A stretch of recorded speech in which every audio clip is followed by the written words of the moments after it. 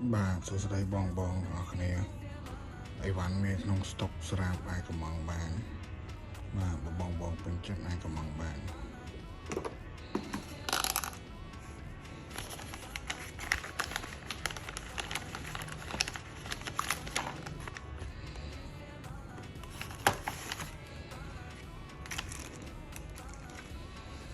បាទត្រូវការឆាចូល